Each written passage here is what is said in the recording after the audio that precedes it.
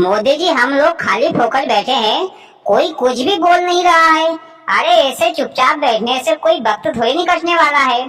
हाँ भैया, बात तो तुम सही कह रहे हो। मोदी जी कोई मजेदार कहानी ही सुना दो ताकि हम सभी का टाइम पास हो जाए। चलो ठीक है, मैं तुमको एक चालाक इंसान की मजेदार कहानी सुनाता हूँ। एक गांव था। उस गांव में एक व्यापारी रहता था। वह अपना व्यापार हाथी से करता था। रोजाना वह अपना सारा सामान हाथी पर लाद देता और अपना व्यापार करता। व्यापार करने के लालच में वह हाथी को खिलाना पिलाना तक भूल जाता। फिर व्यापार करके रात के 9, 10, 11 बजे तक घर को लौटता, फिर अपना हिसाब करता। इसके बाद वह व्यापारी रात के 12, 1 बजे हाथी को भोजन पानी खिलाता पिलाता। मोदी जी, रात के 12-1 बजे हाथी को भोजन पानी खिलाएगा तो बेचारा हाथी उसके बाप के हड्डे खाएगा।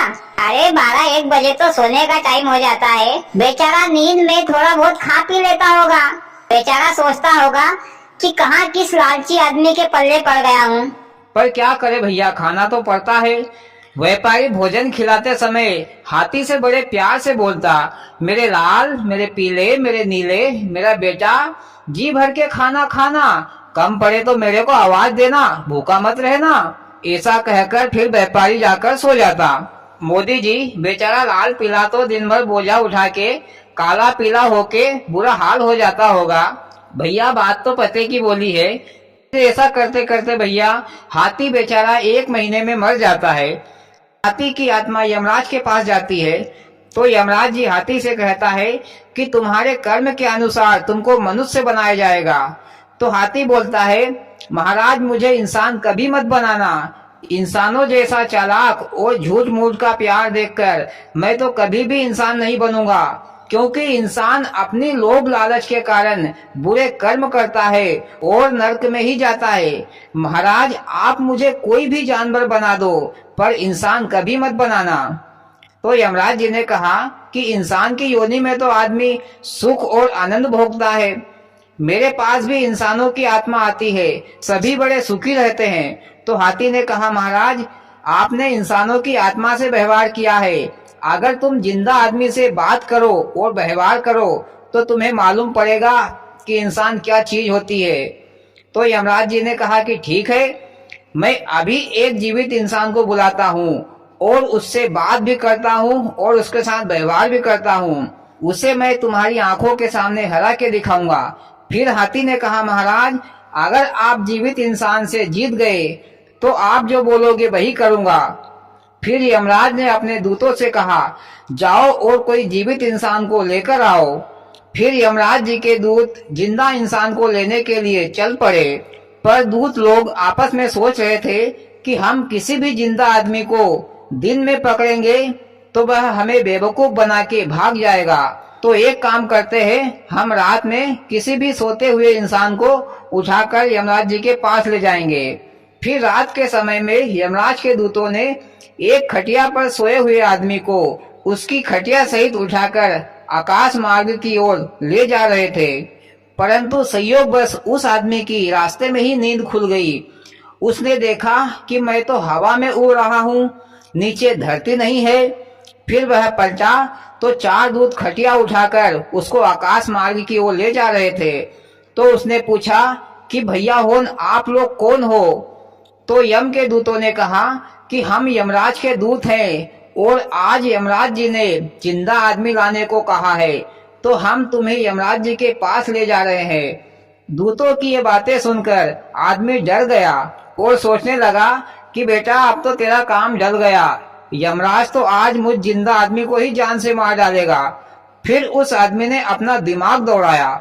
मोदी जी वो आदमी अपना दिमाग कहाँ दौड़ाएगा, धरती तो है ही नहीं दौड़ाने के लिए। भैया उसने दिमाग में सोचा और उसने खटिया पर से एक कागज और एक पेन लेकर कुछ लिखा। जब तक वह अपनी बात लिख चुका था तब तक यमराज जी के पास पहुंच गया। फिर यमराज जी ने हाथी से कहा, अब देखो मैं कैसे इससे बात करता हूँ। फिर यमराज ने उस आदमी से पूछा कि भैया कौन हो तुम और क्या करते हो? तो उस आदमी ने कहा, मैं कौन हूँ तुम मुझे नहीं जानते हो, तुमने बिना सोचे समझे गलत आदमी को उठाकर ले आए हो। ये लो कागज, खुद ही पढ़ लो। फिर आदमी ने वह कागज यमराज को दिया जो उसने रास्ते में लिखा था। यमराज ने कागज को पढ़ा और उस आदमी को महाराज कह के अपने सिंहासन पर बिठा दिया। महाराज जी, मेरे लिए क्या आज्ञा है? तो उस आदमी ने कहा कि यमराज जी, गेट पर जाकर पहरा देना और आज से ये स्वर्ग नरक का झंझट ही खत्म होना चाहिए। जो मरेगा उसे स्वर्ग ही मिलेगा। मोदी जी, उस आदमी ने कागज में क्या लिखा था जिससे कि वह आदमी यमराज की कुर्सी पर जा बैठा और बेचारे यमराज को गेट का चौकीदार बना दिया? भैया मैं आगे बताता हूँ। फिर नरक के सारे लोग स्वर्ग में आ गए। सभी लोग मौज मस्ती से स्वर्ग में रहने लगे। फिर हाथी ने पूछा कि मालिक, तुमने उस कागज में क्या लिखा था जिसके कारण तुम यहाँ के राजा बन गए? उस आदमी ने हाथी को पहचान लिया और कहा कि गजराज, तुम तो यहाँ हो। अरे तुम्हारे मरने के बाद मेरा व्यापार ठप हो गया है, पर चलो ठीक है, तुम भी यहाँ स्वर्ग में मजे से हो। हाथी ने फिर से पूछा कि मालिक, कागज में तुमने क्या लिखा था? मालिक ने कहा कि ये राज की बात है, मैं तुम्हें क्यों बताऊं? तुमने किसी से कह सुना दिया तो? हाथी ने कहा कि मालिक, मैं किसी से कुछ भी नहीं कहूंगा सुनूंगा। पक्का भैया, किसी से कुछ मत कहना।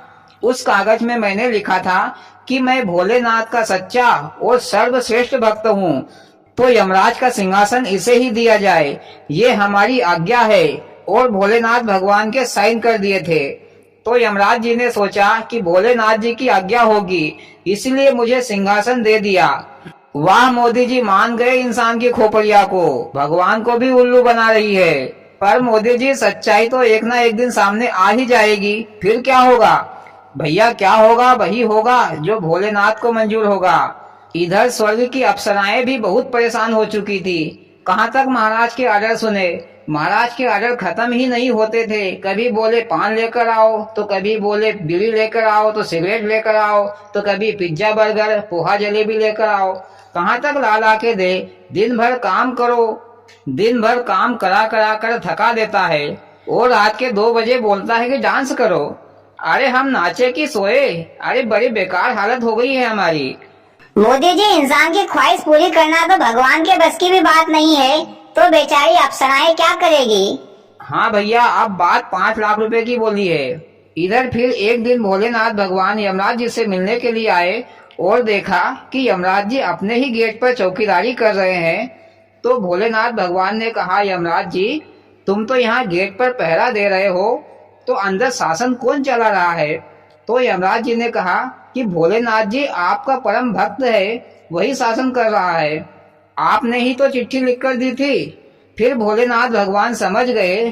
फिर कहा कि यमराज जी, तुमने किसी जिंदा आदमी को तो नहीं ले आए? तो यमराज जी ने कहा, हाँ मैंने लाया हूँ, वही तो शासन कर रहा है। फिर भोलेनाथ और यमराज जी अंदर आए तो वह आदमी सिंहासन से उतरकर भोलेनाथ जी के चरणों में गिर पड़ा और माफी मांगने लगा। फिर भोलेनाथ ने कहा यमराज से कि तुम कभी भी इंसानों से नहीं जीत सकते। अरे हम भी इंसान की बुद्धि का पता नहीं लगा सके, तो तुम क्या लगाओगे? अब तुम ही बताओ, इसे सजा कैसे दूं? सजा देने से पहले ही चरणों में गिर गया। फिर यमराज ने कहा कि मैं तो इंसानों से हार गया। वाकई में इंसान चतुर चालाक होते हैं। अरे मैं तो यहाँ का राजा था, मेरे को ही अपने गेट पर चौकीदार बना दिया। फिर हाथी ने कहा, यमराज जी मान गए ना इंसान की बुद्धि को? तो यमराज जी, मुझे भी एक व्यापारी बनाना, ताकि मैं भी व्यापार करूंगा। जो भी आमदनी होगी उसमें खुद का भी पेट भरूंगा और दान धर्म भी करूंगा, ताकि मुझे स्वर्ग की प्राप्ति हो। तो भैया होन, इंसान बहुत चतुर चालाक होता है, पर वह परमात्मा के हित में कोई भी कार्य नहीं करता। वह हमेशा अपने ही बारे में सोचता रहता है और भगवान से दूर रहता है। इंसान को अपना कर्म भी करना चाहिए और भगवान को भी नहीं भूलना चाहिए। हारिए ना हिम्मत और बिसारिए ना राम। और भैया कहानी खत्म। वाह मोदी जी, बड़ी ही अद्भुत कहानी सुनाई, मजा आ गया और ज्ञान भी प्राप्त हुआ। और भाइयों, आपको कैसी लगी मोदी जी की कहानी? अच्छी लगी हो तो प्लीज वीडियो को लाइक और चैनल को सब्सक्राइब जरूर करना। भोलेनाथ सबके साथ।